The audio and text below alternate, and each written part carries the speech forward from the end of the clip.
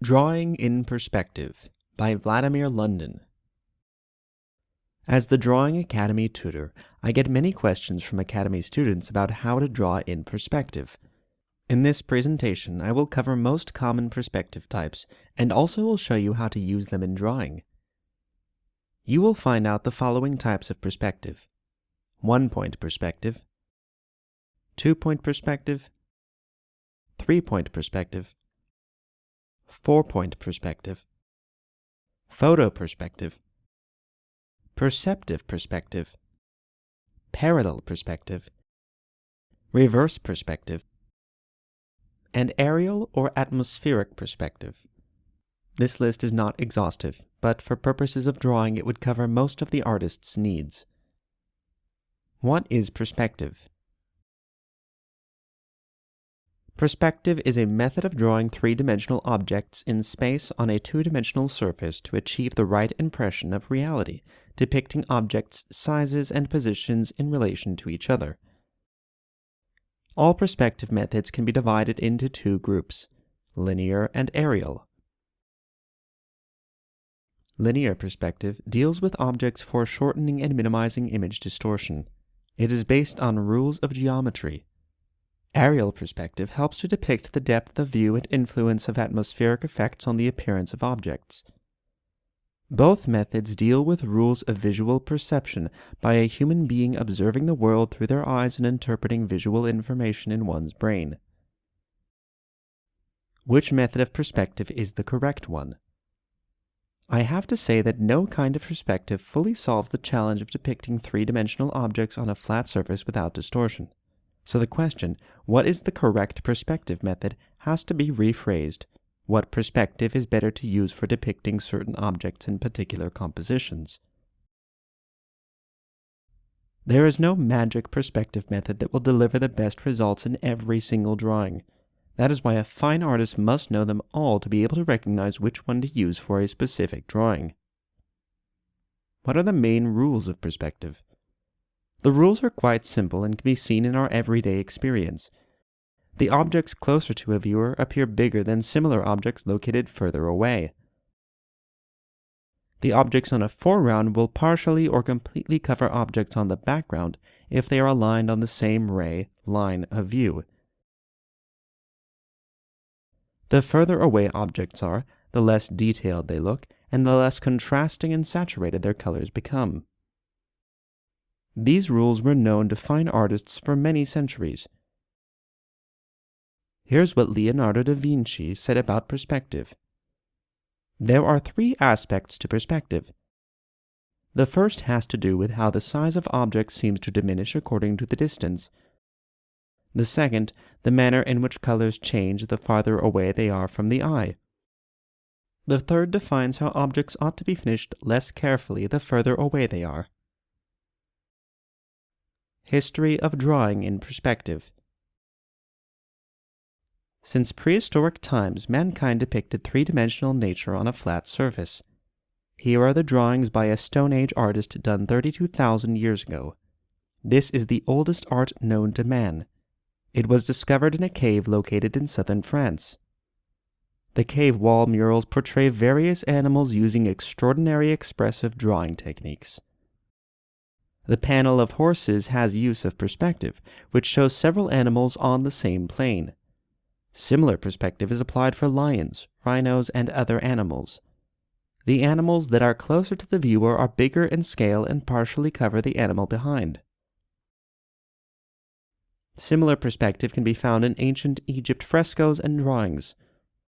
Human figures are arranged in planes, and the modern viewer has no difficulty to understand which figures are closer and which are further away.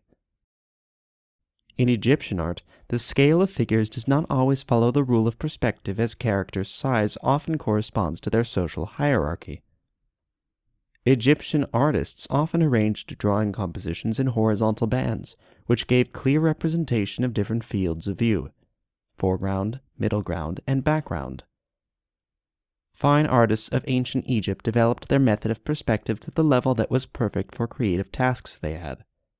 So it cannot be improved any further without breaking the established visual style of Egyptian art. The European art of the Middle Ages has another type of perspective. It is quite simplified, but still portrays the reality so the viewer can understand spatial relationships of depicted objects. Sometimes the parallel type of perspective was used in cityscape drawings, so they look more like plans or maps. Parallel perspective is also present in this highly realistic painting by Andrea Mantegna, where the body of Christ is drawn with foreshortening but relative sizes of his body are unaffected. This parallel perspective is used in combination with one-point perspective, where two edges of his support will eventually meet in one point. 1, 2, and 3-point perspective found a new life during the Renaissance time. Understanding rules of linear perspective helped fine artists depicting the world in a realistic manner. However, many of them realized that following linear perspective to the point gives unwanted distortions and often corrected such distortions by introducing multiple vanishing points on various levels. Here's the fresco by Raphael, the Athens School. The main vanishing point of this composition is located on the hand of Plato. However, the background has the lower horizon line. At the same time, the group of people surrounding Plato is drawn in parallel perspective, while Plato's support has clear one-point perspective. Here's the painting by another Renaissance artist, Paolo Veronese, The Marriage at Cana. In this artwork, the artist adopted multiple vanishing points using several one-point perspectives. The vanishing point of foreground buildings coincides with the head of Christ, the main focal point of this composition. At the same time, background buildings seem to have a higher horizon level, yet the vanishing point of the floor is located in the sky, and the big table is drawn with an even higher vanishing point. I'm certain that Veronese knew that vanishing points of horizontally located objects can only be on the horizon, yet he bends the rules of perspective to construct his composition to be more believable and realistic, thus compensating distortion of linear perspective. Russian Orthodox art of the 12th to 19th centuries has an iconography drawing canon that uses the reverse perspective. This type of perspective contradicts the photoreality, when parallel lines seem to meet in the vanishing point on a horizon level. Instead, such lines on Russian icons are diverging apart rather than converging in one point. Strangely enough, this type of perspective the best reflects a cognitive perception of the world happening in a human brain.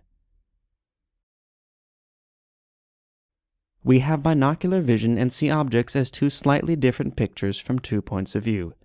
Our brain makes an effort to analyze those pictures and merge them into one mentally. Russian icons take this perspective to a different level, and instead of going away from the viewer and converging perspective, icon images step into a viewer's world.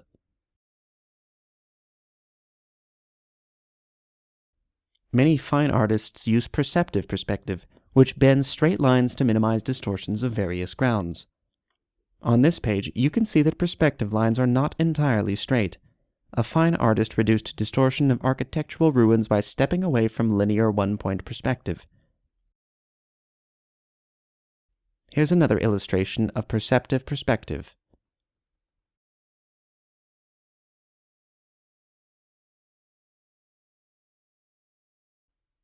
With recent development of photographic equipment, when high megapixel cameras become affordable, we see a sharp increase of drawings featuring photo perspective. This kind of perspective is present in artworks because they are mindlessly hand-copied from photos without creative input in composition and constructive drawing. How to draw in perspective. I will make a few fast and rough sketches to illustrate various linear perspective types. One-point perspective. Let's begin from the simplest type, the one-point perspective. I'll do a sketch of a cube that faces the viewer frontally. It is located below the viewer's eyes level, so the horizon line is indicated above the cube. The front plane of the cube is seen as square. From the corner of that square I'm drawing lines, which converge in one point on the horizon line. This point is called the vanishing point. I mark edges of the cube's rear plane as if this object is completely transparent and we can see through it. I'm using a black pencil to outline the visible edges of the cube.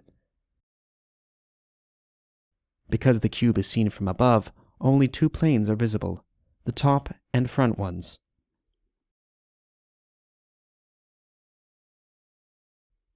For this painting of Piazza San Marco in Venice, Canaletto used one-point perspective. However, this canvas has not just one, but three vanishing points on the same horizon line. There are two vanishing points for buildings on the left, and one on the right, and one more for the ground. Despite having three vanishing points, it is still the one-point perspective, which has been used 3 times for various objects. I will make another sketch of the one-point perspective, this time amending the rule by shifting the cube to the side from the vanishing point. Once again, the lines of all side edges of the cube will meet in one point on the horizon line. The front plane of the cube is depicted as an undistorted square. This is approximation. Strictly speaking, this plane has to appear with distortion. However, often fine artists choose to draw frontal surfaces as if they are located straight in front of a viewer's eyes. I'll outline the visible edges of the cube in a black pencil.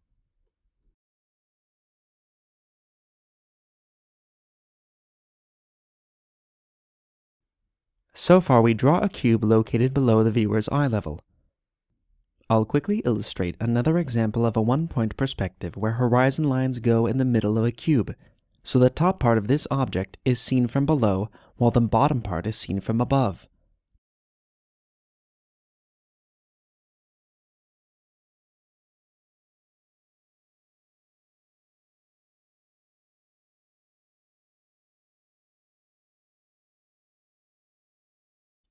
In this sketch, I will also approximate frontally located surfaces so they appear without distortion.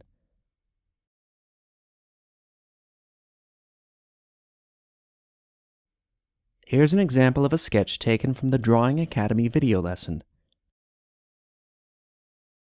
As you can see, the lines of the facade are converging in one-point perspective, while the side wall of the house is depicted as undistorted.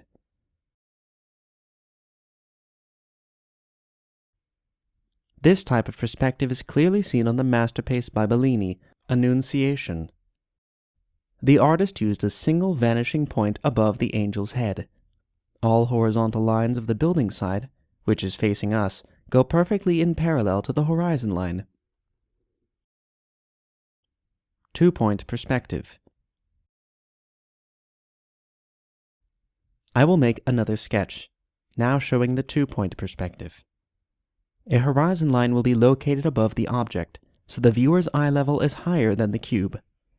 The cube's vertical edge is indicated by a vertical line. 2 lines are going from that cube and meet on the horizon. The dot where they meet is at the first vanishing point. The second vanishing point is also located on the horizon line to the left of the cube. Horizontal edges of the cube's frontal plane will virtually converge in the second vanishing point. All vertical edges are drawn upright, while all horizontal edges are following the two-point perspective. I draw this cube as it is transparent, so all planes and edges are marked. All visible edges are outlined in black.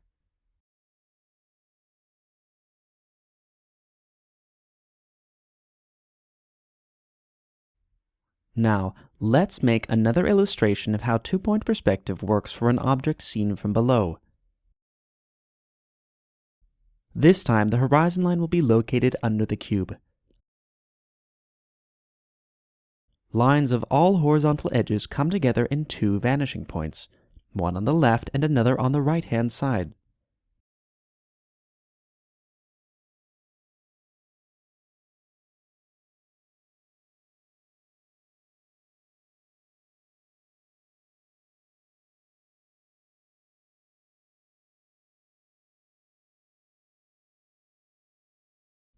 I will indicate visible edges in black and shade the bottom plane of the cube to give it a more three-dimensional appearance.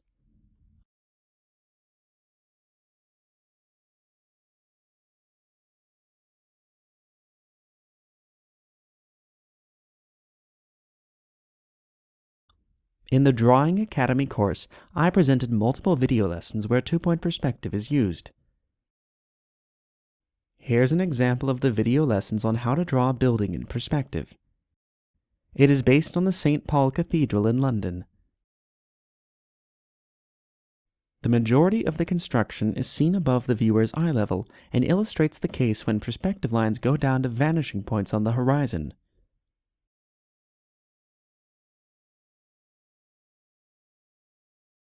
The composition of painting by the Russian fine artist is built in two-point perspective.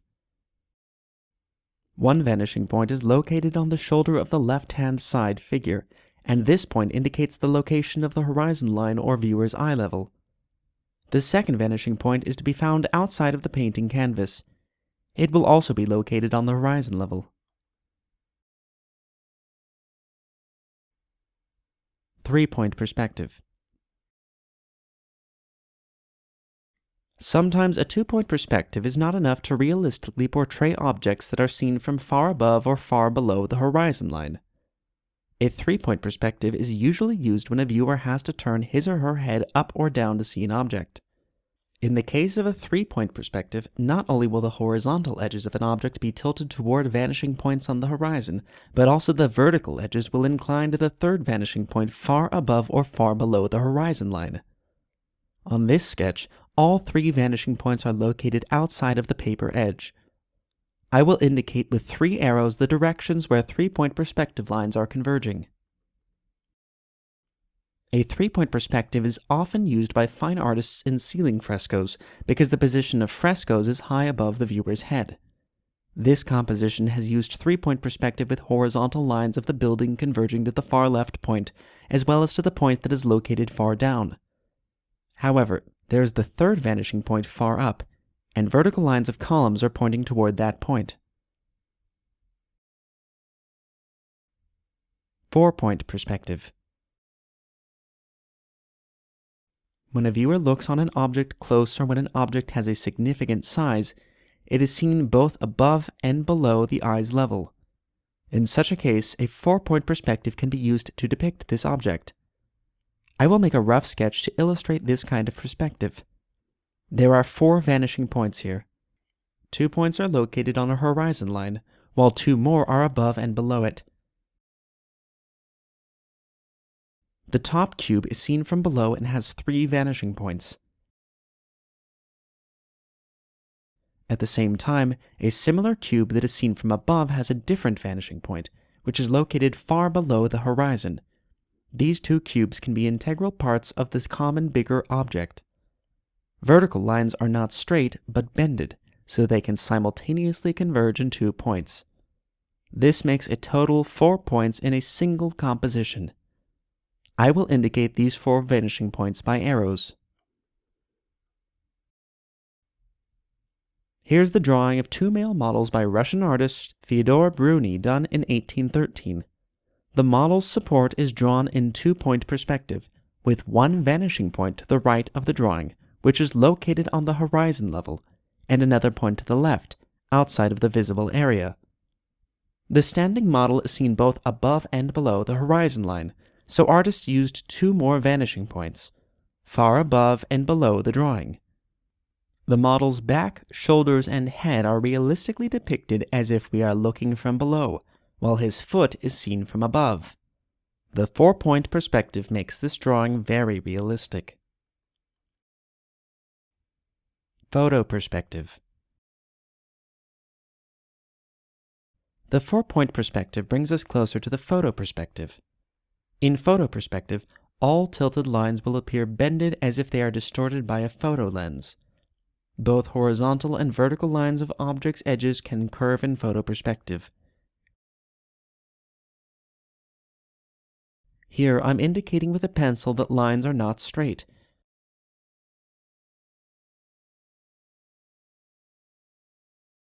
Curvature of perspective lines is applicable to the visible and invisible edges of the cube.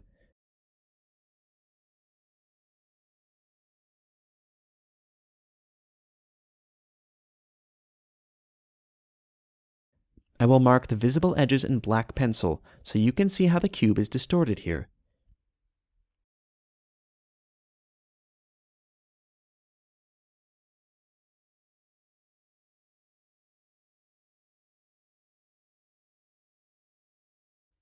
With development of the photographic equipment, there are more and more artists that choose to use photos to draw from.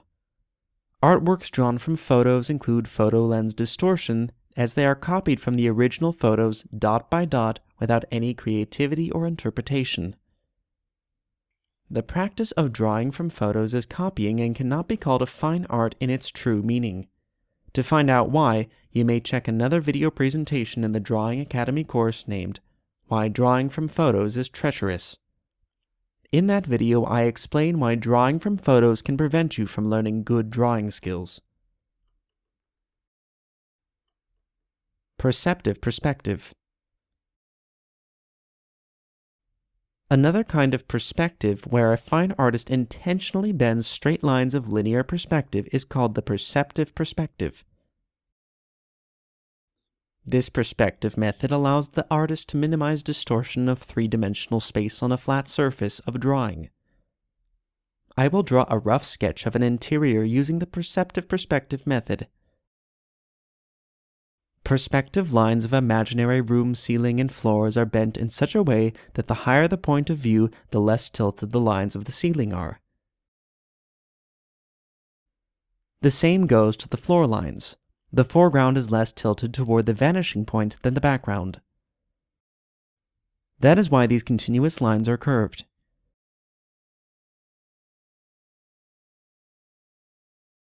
I will mark the floorboards in curved lines. The curvature of these lines is changing according to the board position. The closer the board to the central line, the less bended it is.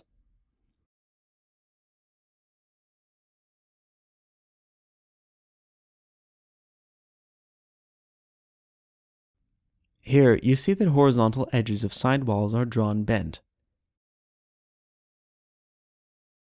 I will draw a couple of windows on both walls to illustrate how bent lines of perceptive perspective apply here. The vertical edges of these windows are straight.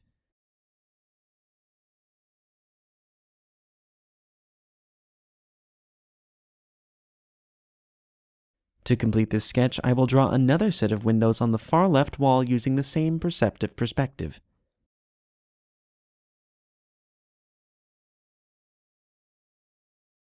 Straight lines are used to indicate vertical and horizontal lines of the room's front edge. The same rules apply to the wall on the background.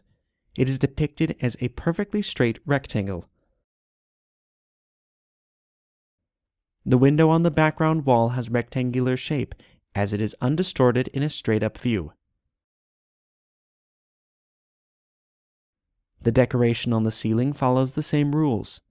The horizontal lines are straight while vertically tilted lines are curved.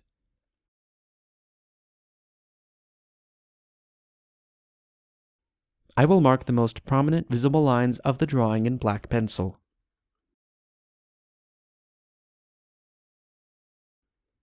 In this example by Emmanuel DeWitt, we can see how the fine artist used perceptive perspective to reduce distortion of the church's arches and ceiling. Indicated perspective lines below the horizon are straight, while lines above horizon are bended. Aerial perspective. Another type of perspective is aerial perspective, which helps to depict atmospheric effects in nature and how air affects the look of objects located within different distances from the viewer. The further away an object, the less saturated its colors are, and the less contrast between its tonal values. The edges of an object may become blurry, and definition of objects' details reduces. In these paintings of landscapes, you can see how air and clouds on the background make warm colors colder and less saturated. The contrast of objects reduces the further those objects are. While objects on the foreground are painted with attention to details, objects on the background become less detailed. The closer the landscape is to the horizon, the more pale blue it becomes. However, on this painting of a sunset, the sun tints the sky and mountains in orange and yellow colors. These rules of aerial perspective are good to know and use in painting and drawing. I hope you found this presentation on how to draw in perspective useful. If you have any comments or questions, please submit your feedback below on this page. I will be happy to answer your questions in a separate video. To learn more about perspective and see step-by-step video lessons on how to draw in perspective, please visit the Drawing Academy website at www.drawingacademy.com.